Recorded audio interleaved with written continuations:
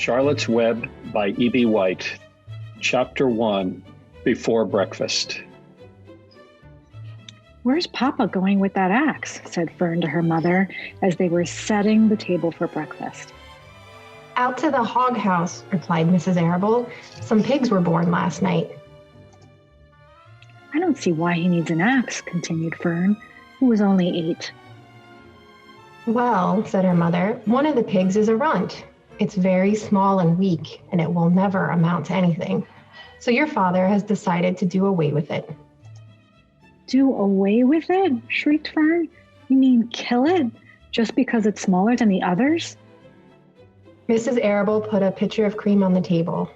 "Don't yell, Fern," she said. "Your father is right. The pig would probably die anyway." Fern pushed a chair out of the way and ran outdoors. The grass was wet and the earth smelled of springtime.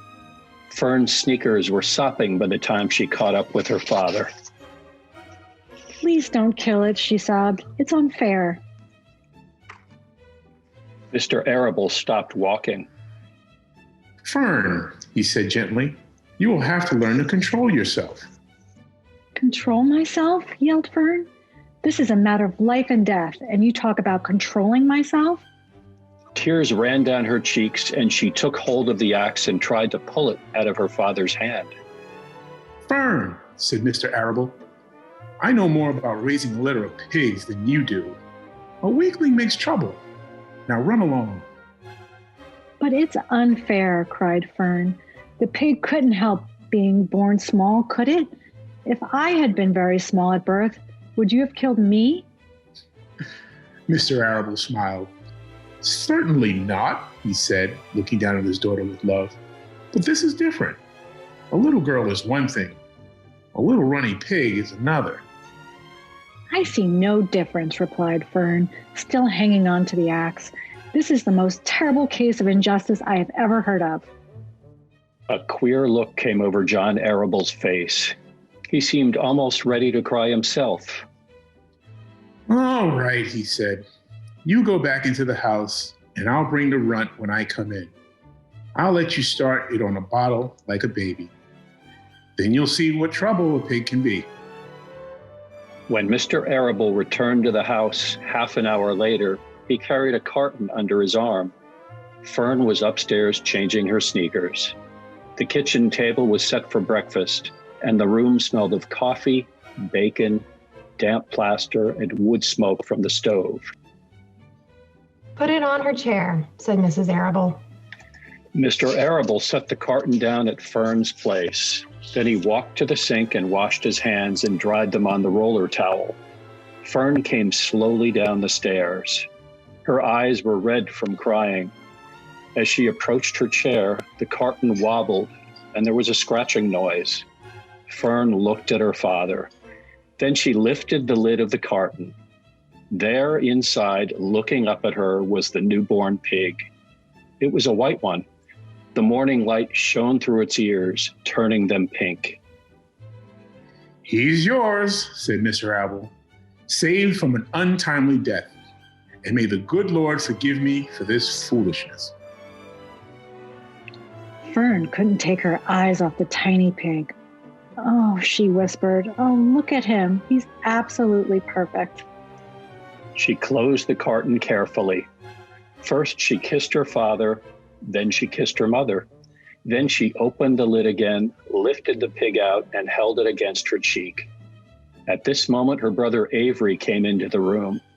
Avery was 10. He was heavily armed, an air rifle in one hand, a wooden dagger in the other. "What's that?" he demanded. "What's Fern got?" "She's got a guest for breakfast," said Mrs. Arable. "Wash your hands and face, Avery." "Let's see it," said Avery, setting his gun down. "You call that miserable thing a pig? That's a fine specimen of a pig. It's no bigger than a white rat." "Wash up and eat your breakfast, Avery," said his mother. "The school bus will be along in half an hour." "Can I have a pig too, Pop?" said Avery.